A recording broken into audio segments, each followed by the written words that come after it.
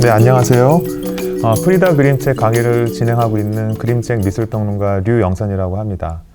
2강 프리다 칼로에서는 멕시코 문화를 통해서 그림책 안에 어떻게 우리가 배경으로 느끼고 즐길 수 있는 지식들이 있는지에 대해서 나누어 보고자 합니다.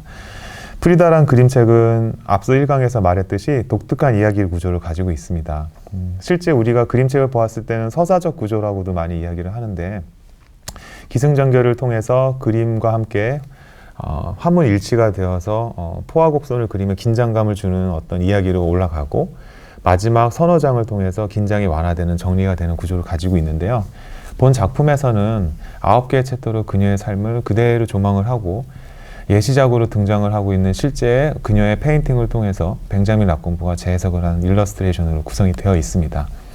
그런 이유들은 다큐멘터리와 같은 사실적 열거들을 가지고 있지만, 사실은 사실적 열거의 다큐멘터리의 재미와 실제 이야기를 극영화로 만들었을 때의 재미가 다르듯이, 벤자민 라콤보와 세바스티앙 페레즈는 화집을 보는 그 느낌이 관람객들이 가지고 있는 단발적인 이해도에 머문다라는 걸 보고, 좀 더 그 깊이 있는 스토리텔러로서 그녀의 삶을 연결의 9개의 챕터에 들어있는 이야기들로서 그림책의 한계를 뛰어넘어서 화집과 같은 정보도 담고 이야기에 대한 몰입도도 같이 높일 수 있는 두 마리의 토끼를 잡는 방법을 진행을 하여 왔습니다.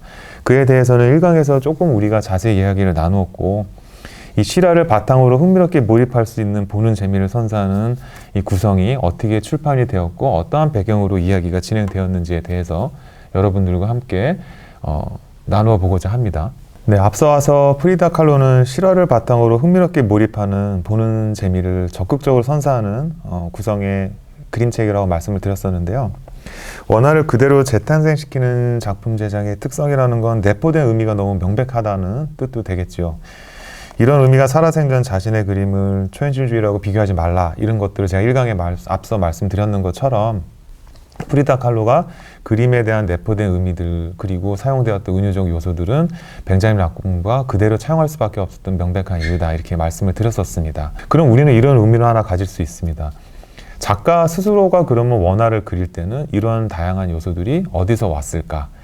제가 앞서 1강에서 말씀드렸던 내용과 비슷한 이야기인데요. 작가는 자신의 삶 속, 자신의 주변, 그리고 자신의 가족, 지인과의 이야기들을 가장 잘 알고 있고, 표현하는 데 있어서 자신이 잘 몰입해서 알고 있다는 것은 정확한 표현과 앞서 자신의 어떤 회화성을 발휘할 수 있는 터전이 된다는 소재가 될 수도 있습니다. 그럼 프리다 칼로의 고향은 멕시코였고, 그녀가 평생 살아왔던 그 터전이 된 국가도 멕시코의 유수한 자연환경과 역사가 있었을 겁니다. 그래서 한편의 그림을 이해하고 한편의 이야기를 즐긴다라는 것은 그 작가가 속해 있었던 환경과 배경 그리고 역사까지도 깊은 연결이 되어 있는데요. 본 2강에서는 이런 이야기들을 좀 더 제가 마치 보너스 트랙을 선사하듯이 그림책 관람을 하기 위해 배경 지식이 되고 있는 멕시코 이야기와 함께 프리다 칼로의 예술 세계를 그림책을 통해 투영시켜 드리려고 합니다. 첫 번째 장면은 우리가 앞서 1강에서 말씀드렸었던 푸른 집이 등장을 하고, 그런 그 실제 배경들이 지속적으로 등장을 하는 것과 함께 제가 화면에 보여드리고 있는 프리다 칼로의 자화상을 보시면 스스로의 어떤 일자 눈썹과 독특한 이목구비를 가진 것들이 투영이 됐듯, 그림책 안에서는 실제 오브제와 프랑스인이 한번 여가를 하고 있는 멕시코의 문화 속의 컬러와 색채 밸런스 같은 것들이 그림에 녹아 있는데요.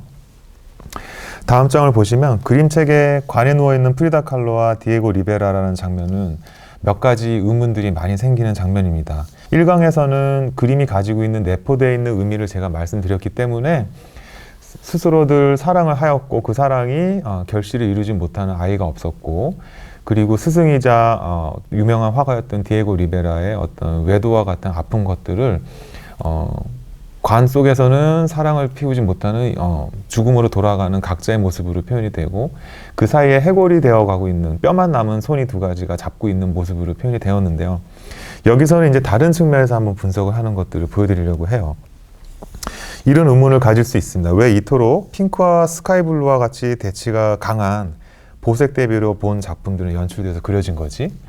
그리고 우리가 앞서 얘기 나눴었던 코코아 같은 애니메이션 속에서도 왜 멕시코를 꼭 그린다고 해서 그렇게 푸른색, 노란색, 아니면 핑크색과 같은 강렬한 색조들이 등장을 하는 건가 하면 사실은 픽사 애니메이터들도 마찬가지였을 거고 벤자민 라콩부와 세바스티안 페레즈가 느낀 것도 마찬가지였을 겁니다.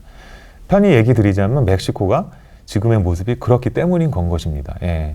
너무 간단한 결론을 드리기 위해 이 긴 제가 강좌를 진행하는 걸 수도 있겠습니다만은 한번 그럼 왜 그렇게 형성이 국가가 되었고 문화적 색채를 가졌는지를 보면 더 흥미롭지 않을까 싶어요. 꽃이나 엉뚱한 기괴한 모습과 반려동물들도 그래서 그 멕시코가 가지는 풍토 안에서 배양이 된 여러 가지 문화의 형태라고 보여집니다.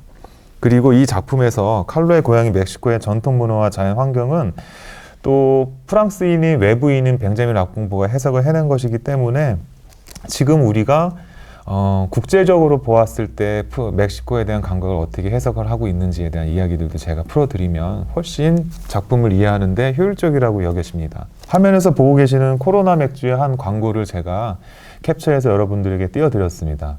화면을 보시면 카리브해라는 것들을 상징성으로 보여주기 위해서 뒤에 보시면 모터로 움직이는 요트가 아닌 바람의 힘을 비추는 돛을 단 요트가 등장을 했을 겁니다. 물론 이제 영화 속에 등장하는 해적선 같은 건 아니죠. 이제 관광을 해야 되기 때문에 카리브의 어떤 이 낭만을 정치를 대변을 하는 닷은 장식적으로 등장을 시켰을 거라고 보고요.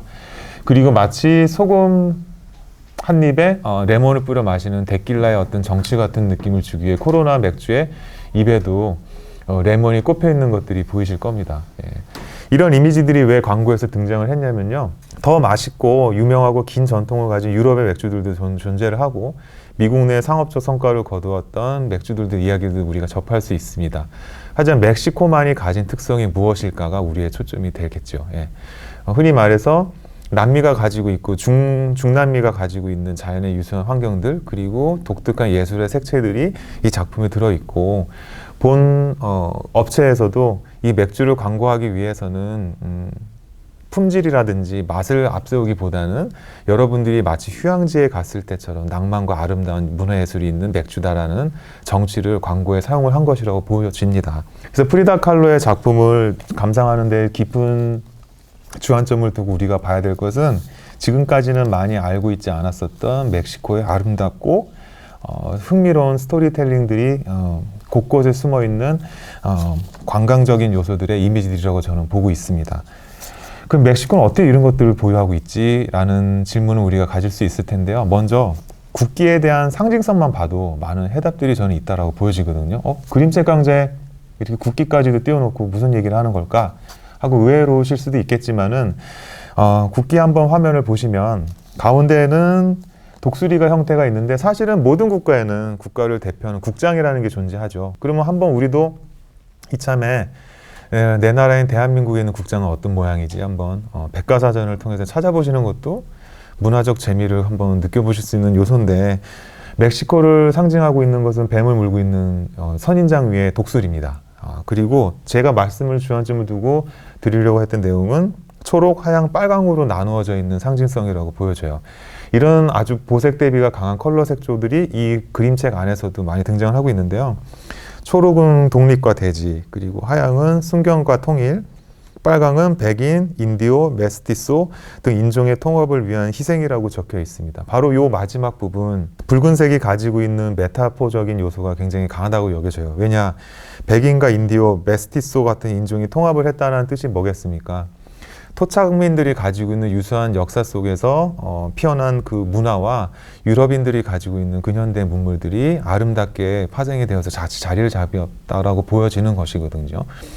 오늘 이 강 안에서는 그래서 멕시코가 사실은 자국민들만 소통이 되는 문화가 아니었고 한때는 북미의 패션계에까지 바람을 일으킬 정도의 영향을 발휘했었던 다양한 컨텐츠 국가라는 이야기들도 나누려고 합니다. 문화가 꽃피우기 위해서는 우리가 자연에 대한 환경을 무시할 수가 없습니다. 그 척박함으로써 척박한 대로의 어떤 문화적인 파생이 있을 것이고요. 또 우리나라처럼 사계절이 뚜렷해서 사계절이 줄 수 있는 변화가 가지고 오는 문화적 영감들과 어떤 환경들의 요인들이 작가들에게 영향을 미쳤을 거라고 여겨집니다. 멕시코의 날씨도 굉장히 독특한데요. 지도를 그래서 제가 한번 화면에 띄워봐 드리고 이야기 드리고자 합니다. 거친 사막이 북쪽에 위치하고 있고요. 그리고 건조한 날씨부터 열대 우림으로 남쪽으로 펼쳐지고 있으며 열대 저지부터 냉대 침여수림과 알프스형 초지 그리고 만년설까지도 볼 수 있는 다양한 날씨라고 백과사전에 이렇게 좀 딱딱하게 설명이 되어 있는데요. 한편으로 제가 그냥 편히 말씀드리면 다채로운 문화 거주 형태들이 거의 한 국가 안에서 존재를 하고 있는 몇 안 되는 국가라고 보여집니다. 흔히 우리도 사계절이 존재하였기 때문에 그 사계절이 주는 어떤 자연의 변화나 색채 감각, 음식 문화 같은 것들이 어떤 시각예술이나 청각예술에서 많이 텃밭이 되어주고 영감이 작가들에게 왔다라고 보여지는데요. 프리다 칼로도 이런 넓은 대지에서 오는 자연적 영감들이 작품에 그대로 녹아 있었고 우리 그림책 안에서도 디자인적 영감까지도 미쳤다라고 여겨집니다. 화면 안에서 굉장히 좀 놀랄만한 사진이 하나 등장을 했을 거라고 봅니다. 예. 여러분들께서 보시면 웬 멕시코 이야기를 하는데 이게 피라미드 이야기가 나오지? 하고 당황하셨을 텐데요. 멕시코의 중심인 멕시코시티에서 40분 거리만 나가도 고대 문명의 발산지 유적인 이 피라미드를 보실 수 있습니다. 흔히 우리는 이집트에 있는 피라미드 문명들을 우리는 상상으로 하지만 사실은 멕시코는 고대 문명의 발상지이기도 했고 우리가 이렇게 잘 몰라서 했었지.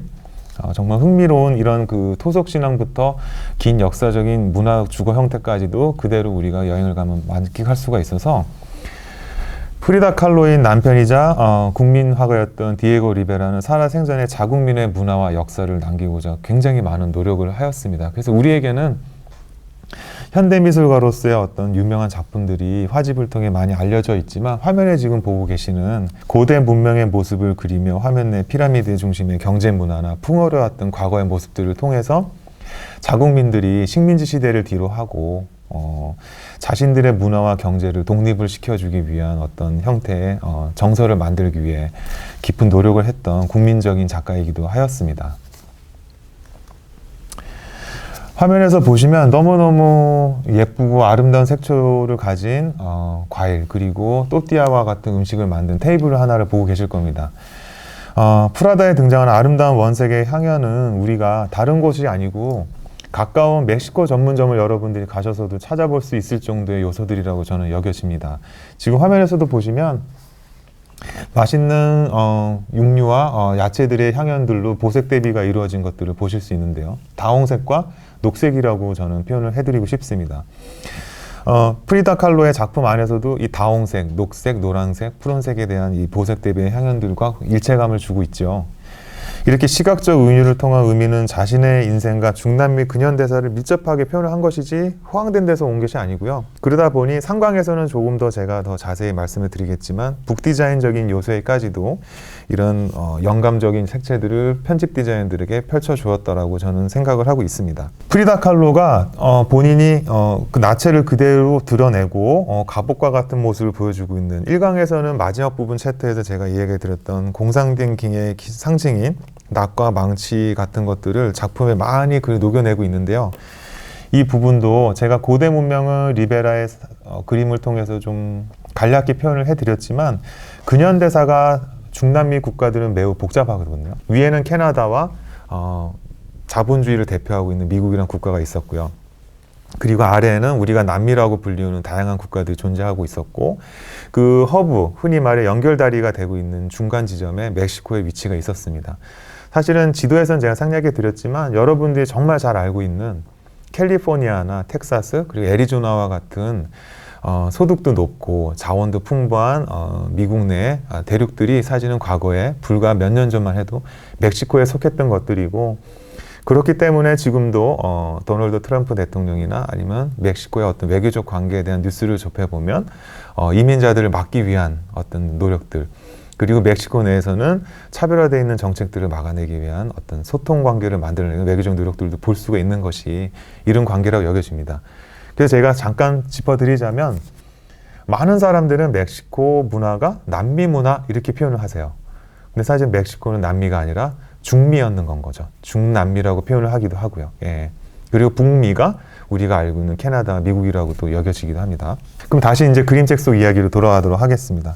그래서 공상단기를 등장시킨 것들도 상징적인 걸 외부에서 가지고 온 게 아니라 본인의 삶 속에서 들고 왔던 것이고 그러다 보니 자연스럽게 우리나라에는 조금 늦게 작품에 대한 이야기들과 작가의 삶에 대한 이야기들이 전파가 됐습니다. 예, 냉전 시대였기 때문에 우리는 자유민주주의를 지키기 위한 외교적 노력들이 있었을 것이고, 자연스럽게 공산권의 운동을 했던, 참여를 했던 작가들의 작품들은 좀 덜 알려지는 것은 어떻게 보면 역사적인 흐름이라고 저는 여겨집니다. 그러면 이렇게 우리가 프리다 칼로를 해석할 때, 저는 미술 평론가로서 그림책을 바라봤을 때 프리다 칼로를 보면 이런 생각이 들었습니다. 공산당 그리고 공산권 혁명이 더 중요한 게 아니고, 궁극적으로 이들이 생각한 건 작품 속에 녹여놓은 이야기들을 보면 평등하게, 그리고 소득이 불균등하게 가고 있는 이 현실을 바로잡아 보고자 하는, 흔히 말해 더 모두가 같이 더불어 사는 인간다움을 추구하고 있는 그 내면적 의식이 효율적으로 보았을 때 공산운동이었을 거라는 건 거죠. 예, 그래서 궁극적으로 보면 어떤 혁명적인 운동과 우리나라는 크게 밀접하지 않고 자연스럽고 아름답게 행복하게 더불어 사는 삶을 꿈꿔왔던 한 작가의 이야기라고 저는 해석해드리고 싶습니다.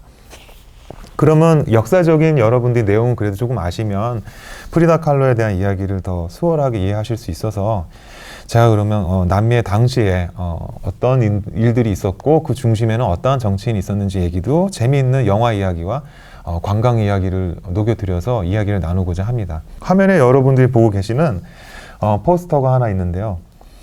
배우의 얼굴이 좀 많이 젊기 때문에 여러분들은 좀 당황스러우실 수 있고 추측해보기도 어려우실 수 있으세요. 근데 이제 제목이 모터사이클 다이어리라고 적혀 있기 때문에 이 제목은 어디서 좀 많이 들어봤는데 하는 분들도 계실 겁니다. 예, 체게바라라고 불리우는 정치혁명가가 사실은 프리다 칼로와 똑같이 의학도가 꿈이었던 한 젊은 평범한 시민이었던 얘기들은 어디서 들어보셨나요? 예, 이 모터사이클 다이어리는 풍부한 자원과 인력이 인프라가 구축된 중남미의 소득이 일부 정치인들과 경영인들에게 돌아가는 이런 것들을 의학도인 체게바라가 자신의 동료와 함께 모터사이클을 타고 중남미를 일주를 하고 나서 겪은 어떤 충격에 의해서 의학도를 접고 정치혁명과 그리고 게릴라전을 수거하고 있는 군인으로서의 모습으로 탈바꿈이 되게 하는 어떤 터닝포인트의 이야기를 담고 있거든요. 이 이야기를 한번 보시면 나중에 그들이 공산이나 아니면 자본주의라는 단어가 중요한 게 아니고 인간다움을 이야기하려고 했는 게 아닌가? 프리다 칼로의 작품도 그럼 우리가 좀 더 스펙트럼을 넓게 하고 보면 이런 이야기들이 아닌가라는 이야기들도 이해하실 수가 있을 겁니다. 다음 장면에, 그래서 여러분들께서 많은 분들은 체게바라가 쿠바인으로 알고 계세요. 예, 근데 쿠바인이 아니고요. 슬라이드에서도 제가 보여드리는 것은 관광 여행을 가시면 곳곳에 이렇게 체게바라를 아직도 기리는 벽화와 어떤 인포메이션이 되고 있는 유인물들, 그리고 관광 명품들이 있기 때문에 의식을 하고 있지만, 이는 사실은 사진 안에서도 국기를 대변하는 색깔로 제가 좀 열심히 찾아봤습니다만은 아르헨티나인인 건 겁니다. 예, 아르헨티나인이었었고 그 혁명의 중심지의 동료들이 쿠바를 근간으로 삼았기 때문이었고요. 그 다음에 마지막까지도 본인이 게릴라전에서 생을 다했던 국가는 또 고향 땅인 쿠바도 아니고 멕시코도 아니고 아르헨티나도 아닌 볼리비아였습니다. 예. 경제적 외교 단절이라는 그 이유만으로 이제 자본주의 국가들은 자동차 수출을 남미에 잘 하지 않게 되었고요. 그 대표적인 국가가 또 이 중심지였던 문화혁명 그리고 공산주의 혁명의 중심이었던 쿠바였습니다. 그래서 화면 속에서 한번 보시면 여러분들이 여러 가지 오락 형태의 어떤 컨텐츠들 아니면 여행을 소개하는 책자나 다큐멘터리에서 본 풍광들이 그대로 느껴지실 텐데요. 우리는 한 20-30년은 속히 시간 여행을 해야지만 볼 수 있는 자동차들이 즐비한 빈티지 카가 가장 많고, 이채롭게 관광지에 오신 분들은 높은 가격을 지불해서라도 한번 꼭 타는 것이 관광의 상품의 일부 요소로 이렇게 자리를 한 모습이 있는데요. 이것이 사실은 계획된 것들도 아니고요. 그리고 이들이 원했던 모습들도 아닌 건 겁니다. 예. 과거에 외교를 활발히 했을 때 시절에 들어왔던 차량을 가지고 생활을 해 나가야 되기 때문에 그런 일부의 요즘 신형으로 나온 자동차의 부품들을 중고로 매입을 해서 고쳐서 쓸 수밖에 없었던 이들의 모습을 대변을 한 거였거든요. 근데 이런 것들이 지금은 우리에게 너무나도 이국적 정치에 향수를 줄 수 있는 관광 문화 컨텐츠로 남아있다라는 것도, 제가 프리다 칼로는 너무 고통스러운 삶을 살아가며 본인은 작품을 남겨놓았으나 그 강렬한 이미지들이 우리에게 문화 컨텐츠에 어떤 이채로움을 주는 요소로 남은 아이러니한 요소로 남아있다라는 것과 같은 이치라고 보여집니다. 이런 경제적 외교 단절 안에서도 그래서 체게바라의 위치는 본인들이 지금 평등한 어떤 나눔이 있고 정치적 외교가 단절이 되었음에도 불구하고 국가적인 존속을 유지해 주는 데 근간이 되었기 때문에 지금도 여러 의사당 건물이라든지 아니면은 랜드마크가 되고 있는 큰 건물들의 벽화 아니면 조형물들도 이렇게 등장을 하고 있고요. 제가 다음 슬라이드에서 보여드리는 내용은 너무 아름다운 태양이 지고 있는 와이너리의 모습이에요. 그러면 제가 이 얘기를 왜 드리냐, 제가 나눔이란 얘기를 드렸기 때문에 아름다운 자연 풍경을 배경으로 감상할 수 있는 곳들 중에 하나가 중남미 국가들의 와이너리 풍경이거든요. 그럼 흔히 우리가 제품 판매 수익은 그대로 소득을 재배한 사람들까지도 가겠지 하고 우리는 맛있게 와인을 마실 수도 있는데, 사실은 그렇지 못한 게 또 현실이기도 합니다. 그래서 우리가 흔히 마트에 가서 장을 볼 때 같은 품질이라도 프랑스나 유럽산 와인이 좀 비싸서 전문가들에게 이런 질문을 자주 합니다. 흔히 말해 가성비 좋은 같은 2만 원대, 3만 원대라도 더 맛있는 와인이 뭐가 있을까요? 하면 대부분 칠레나 아르헨티나산 이런 와인들을 권하거든요. 예. 그럼 어떻게 보면 이 퀄리티를 유지할 수 있는 거에 대한 뿌리는 어디서 왔을까 하면 값싼 노동력이라고 볼 수도 있고, 그럼 이런 소득의 불분배가 국민들의 시위 충돌로도 지금도 유혈 사태까지 이루어지는 걸 보면 완벽하게 불균형한 분배가 유지가 되었지 해결이 된 것 같지는 않다라는 것들도 우리가 알 수가 있습니다. 지금까지 계속 이야기 나누고 있는 이런 정치적인 요소를 배제하고 많은 문화적이고 경제적인 나눔에 대한 그리고 평등한 분배에 대한 이야기들은 지속적으로 거론이 되고 있는 애니메이션 코코에서도 우리가 익숙하게 등장을 합니다. 이 시각적 요소들을 보시면요. 그래서 멕시코는 나눔의 문화들을 왜 시각적으로 이렇게 활발하게 소통을 하고 문화적으로 잉태를 하였을까 하면 교육적인 어떤 역사적인 문제가 하나가 있습니다. 뭐냐면 우리도 세종대왕님께서 발표를 하신 한글이 어떤 문화유산으로서 가치가 높다라는 이야기를 자주 거론을 하고 있는데요. 이 언어라는 문제들, 그리고 자국어에 대한 어떤 존속성, 그리고 문맹률을 낮출 수 있는 일들은 굉장히 말은 쉽지만 어려운 일이고 시간이 오래 걸리는 일이라고 보여집니다. 그래서 코코에서도 등장을 하고 있는 민속적인 요소들이 왜 더 노골적이라도 이 멕시코는 이런 색채를 갖고 있어 하고 등장을 하고 있고, 프리다 칼로의 원화 안에서도 그렇고 그림책에서 그런 거 하면 문자보다도 시각적으로 가지고 있는 인포메이션과 의미들이 이 자국민들 그리고 세계인들이 바라보는 멕시코의 문화의 한 형태로 흘러왔기 때문인 건 겁니다. 화면에서도 보시면 1강에서도 이야기 나누었었던 망자의 날을 대변을 하고 있는 카타리나 부인의 해골 코스튬들도 그림책 속에 그래서 좀 더 적극적으로 등장을 시키고 있는 모습이기도 합니다. 화면을 보시면 거의 프리다 칼로가 리베라와 사이에서 서 있는 죽은 편에서 등장하고 있는 해골 코스튬을 하고 있는 사람들의 모습들을 실제 사진으로 기념품으로 제작한 것을 보고 계시는데요. 샅샅이 작가 아니면 만든 이의 어떤 취향들이 조금씩 들어있기는 하지만 멀리서 우리가 그냥 관조적 형태로 봤을 때는 같은 형태로 가지고 있는 해골을 핑크색과 푸른색 계조로 장식성 있게 만들어 놓은 거 아닌가? 근데 재밌네. 이 해골 코스튬들이 보고 있는 게 프리다 칼로 작품과 그림책에 등장하고 있는 칼로 본인의 모습들의 의상들과 색조 감각하고 너무 같네 라는 것들도 우리가 재미있게 보실 수가 있으세요. 그리고 이런 컬러와 배치에 대한 이야기들을 제가 나누었으니까 다음 사진 하나를 구시가지의 멕시코의 모습을 보여드리는데요. 한번 이 구시가지의 모습들을 자세히 살펴보시면은 우측 하단에 있는 성당의 모습만 한번 제외하고 작은 이렇게 컬러를 가지고 있고 모여있는 가옥 형태들을 보면 무언가 좀 떠오르지 않으신가요? 예, 저는 이 사진을 보고 처음부터 딱 떠올랐던 마을이 하나 있습니다. 예. 흔히 말해 부산에서 우리가 그 구시가지의 어떤 정취를 만끽할 수 있는 감천마을 같은 모습들요. 뭐 통영이나 남해에 가도 우리가 다운타운에서 볼 수 있는 모습이기도 한데요.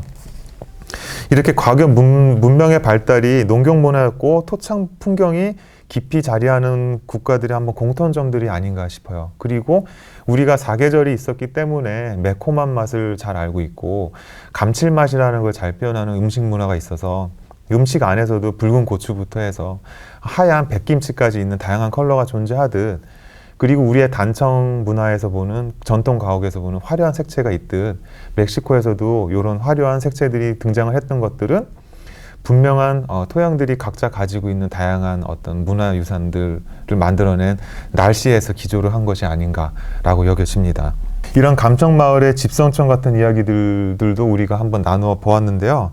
그럼 프리다 칼로는 왜 그렇게 사회적 관심을 가지는 작가가 되었고, 또 지속적으로 이 그림책 안에서도 디에고 리베라와 같은 선배 작가 이야기들이 빠지지를 못했을까? 그리고 왜 이렇게 의도적으로 계속 지속적 등장을 시켰을까의 얘기들을 한번 나누어 보도록 하겠습니다. 프리다 칼로는 본인을 잘 알고 가장 큰 도움을 줬던 분이 디에고 리베라라고 믿고 있었고요. 당시에 20살이 넘는 나이 차이를 극복을 할 수 있는 사랑을 꽃피웠던 남편이기도 한 리베라에게 많은 그림을 배우고 정신적인 사고적인 화가로서의 어떤 정립들을 할 수 있는 기회를 가집니다. 흔히 말해서 그림을 그리고 접할 때 스승이 되었던 사람들은 가족으로 말하면 엄마와 같은 느낌이 들기도 합니다. 내가 이렇게 암담하고 어떻게 시각적 화법을 해결해냈을까 했을 때 한마디 한마디 조언을 주신 것들이 그냥 조언과 언어라는 형태로만 존재하는 것이 아니고 마음적으로 큰 의지가 됐기 때문인 것이겠죠. 그래서 이렇게 초상화 작품 외에도 디에고 리베라가 등장하는 작품들을 보면 화면의 원화를 자세히 한번 보시겠어요? 그럼 디에고 리베라는 시큰둥하고 좀 서 있고 한쪽 손에는 화구에 속하는 팔레트와 붓을 들고 있는 모습이 있습니다. 누구보다도 그림을 가장 사랑했다라는 모습과 본인의 스승에 대한 어떤 은유적 표현들이 가득하죠. 그리고 화면에 보시면 프리다 칼로는 여성성을 마음껏 뽐내며 사랑을 받기 위해 고개를 갸우뚱하고 디에고 리베라 쪽을 응시하고 있어요. 예, 그러면 어떻게 보면 우리가 흔히 해석을 해내는 방법은 맹목적인 사랑 아니야? 아니면 한쪽에서 더 사랑이 기운 거 아니야? 라는 이야기들도 가능하겠죠. 예, 사실도 그랬었고요. 예. 그래서 이런 그 디에고 리베라를 중심으로 해서 아까 제가 언어에 대한 이야기를 드렸는데요. 프리다 칼로가 스승으로서 가장 높이 산 평가 기준이고 요소가 되었었던 부분 중에 하나가 문맹자들을 위해서 지식을 어떻게 전달을 해야 될까라는 이야기들을 벽화를 통해서 해석을 해낸 멕시코의 벽화 문화 운동이라는 것을 제가 말씀드리고 싶어요. 그 중에서는 주축이 된 거는 디에고 리베라가 맞습니다만은 멕시코를 대표하고 있는 또 두 명의 큰 대가가 있습니다. 슬라이드를 보시면 디에고 리베라는 민속적이고 농업적이고 역사적인 것들을 배경으로 그렸더라면은 좀 더 영화적인 화법들 그리고 시각적인 화법들을 극명하게 드러내는 코드를 사용했었던 CK 로스라는 작가가 있습니다. 그리고 한번 다음 장을 또 넘겨보시면 많은 작가들은 또 압도적으로 그 아름다운 그림들을 많이 남겼기 때문에 좋아하고 있는데요. 오로스코와 같은 또 대가들이 있었습니다. 그래서 멕시코의 3대 벽화 문화 운동 하면 흔히 이렇게 우리가 꼽는 건 거죠. 3대 작가다. 디에고 리베라, CK 로스, 오로스코와 같은 작가들이 있었고 이들이 벽화 문화 운동을 하지 않았더라면 지금의 멕시코는 또 어떻게 되었을까라는 이야기들도 나누어요. 왜 그러냐면 제가 다음 장면을 하나 보여드릴까요? 흔히들 서브웨이라고 불리기도 하고 메트로라고 불리고 우리는 지하철이라고 불리고 있는 인포메이션인 건 겁니다. 역사를 알리고 있는 인포메이션인데요. 그 흔히도 좀 이상하다라는 생각을 할 수 있습니다. 뭐냐면 역사 이름하고 몇 번 개찰구니까 번호가 가장 크게 보이고요. 그리고 사람들이 지상에서 왔다 갔다 하여야 되기 때문에 이런 인포메이션을 디자인할 때는 최소한 작은 사이즈로 많은 사람들에게 멀리서 보이게끔 디자인을 하거든요. 근데 멕시코 시티에 존재하고 있는 인포메이션들은 왜 화제거리가 되었냐면 화면을 보시면 알겠지만 상단에는 문자와 숫자가 있습니다. 근데 그것이 수평적으로 위에 분리가 돼서 설치가 되어 있고 눈높이에서 더 잘 보이는 곳에는 위치를 알리고 있는 화살표와 가운데 역사를 표시하고 있는 그림이 있어요. 그리고 위에 붉은색 표시로 되어 있는 것은 메트로를 의미하는 M자의 약자를 심벌로 하는 내용인 건 겁니다. 이 부분이 굉장히 재미있는 건 건데요. 사실은 제가 많은 교판을 갖다가 이 부분에서만 활용을 할 수 없기 때문에 이 부분만 보여드리지만 흔히 말해 메뚜기역, 뭐 꽃역 이런 식으로 그림으로 문맹자들을 위해서 그 지역이 가지고 있는 특색을 문자 대신 영명으로 활용을 한 최초의 인포그래픽이기도 하기 때문인 건 겁니다. 그래서 화제가 됐기도 했고요. 그럼 그 부분에서 우리가 예측을 할 수 있는 부분은 이들이 왜 벽화를 선택해왔냐인 건 거거든요. 예, 그림책도 마찬가지고 화랑에 걸려있는 본인들이 원래 회화 작가로서 활동했었던 액자 속의 그림도 마찬가지입니다. 뭐냐면 글을 읽을 정도에 되는 지적인 수준의 아니면 중상층 이상의 소득이 되는 분들이 책도 소장하실 거고요.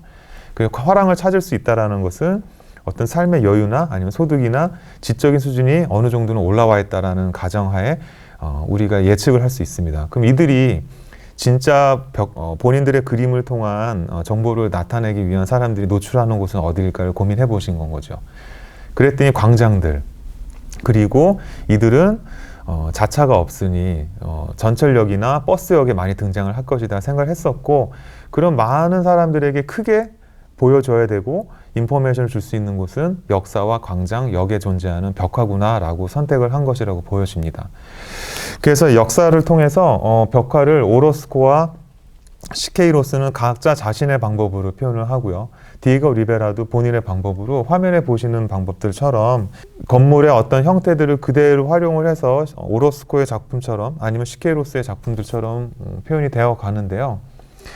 특히나 시케이로스하고 오로스코는 벽화라고 해서 이미지에 있는 스토리텔링만 주안점을 둔 게 아니고 디에고 리베라와 함께 그림이 가지고 있는 아름다움에 대한 퀄리티도 놓치지가 않아서 당시에 외교적인 갈등이라든지 아니면 자본주의 국가냐 민주주의 국가냐 공산주의 국가냐의 어떤 이념 갈등 때문에 교류가 전혀 없었다라고 우리가 예측할 수 있는 미국에까지도 큰 영향을 주게 됩니다.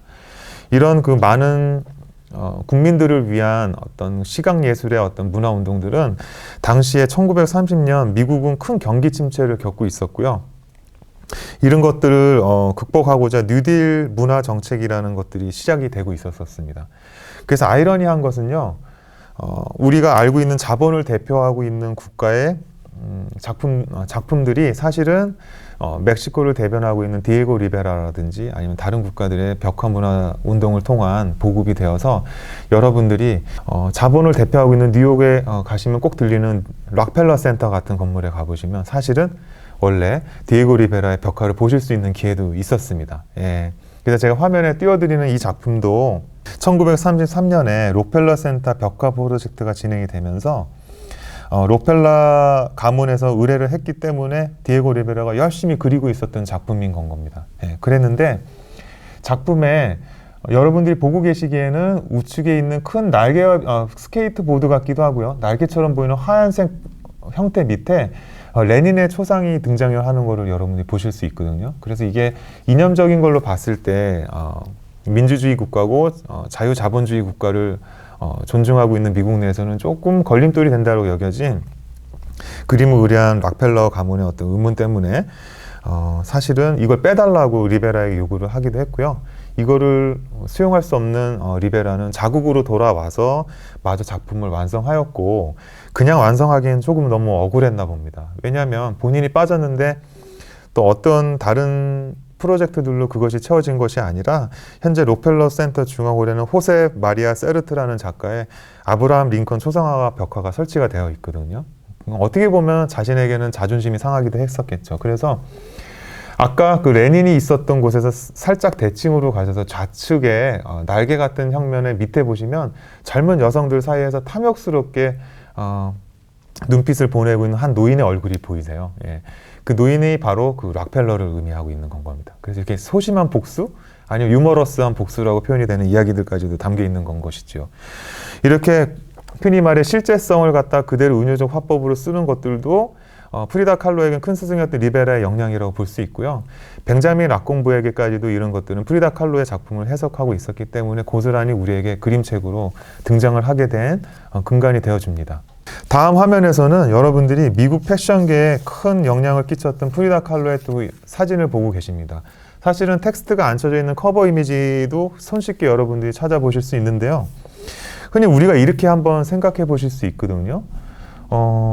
어느 한 국가를 차별을 해서 표현을 하는 것은 아니고 우리가 이렇게 잘 알지 못하는 국가라고 하면 어떤 국가가 있을까요? 뭐 부탄 공화국에서 어느 한 여성 작가가 부탄 공화국의 민속 의상을 입고 있는 승려의 모습에 거의 가까운 모습을 하고 그림을 그리고 살고 있었어요. 근데 그 삶이 너무 아름답게 조망이 되었고 그 작품이 화두가 되어서 이 서울 한복판에 아니면 한국의 대도시들 사이에 젊은이들 사이에서 부탄 공화국의 전통 의상과 액세서리 같은 것들이 유행이 되었다.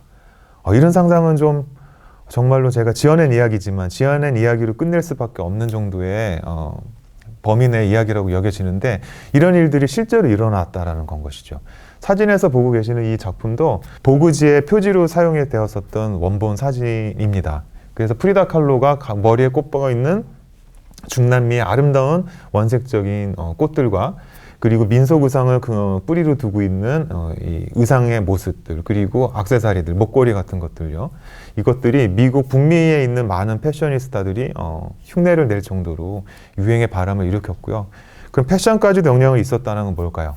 예, 문화적 아이콘이기도 했고 화가가 가지고 있는 그 그림에 대한 인기도 우리가 점쳐볼 수 있는 것들이라고 할 수 있겠죠. 그래서 이 이야기로 제가 2강을 조금 이제 마무리를 지어주고 3강의 예고를 드리려는 이유는 이 그림책이라는 것은 안에 있는 스토리와 내용만 보고 끝나는 게 아니고요. 우리가 흔히 말해 소장의 가치, 오브제로서 갖는 즐거움을 주는 것들이 굉장히 큰 요소라고 보여집니다. 벤자민 라콤브는 프랑스에서 이런 것들을 정말 마지막 디자인 감리까지 그리고 소재 선택까지도 꼼꼼히 보고 있는 훌륭한 작가인데요. 프리다 칼로에서도 보여주고 있는 이 커버의 이미지들을 실제로 구입해서 한번 보시면 실크 천 위에 프린트가 되어 있는 독특한 형태를 보실 수 있습니다. 그리고 커버에 이어져 있는 얼굴의 그 포지션이나 머리에 꽂고 있는 꽃들을 보시면 조금 전에 제가 보여드렸었던 보그지 사진이 금방 떠오르실 텐데요.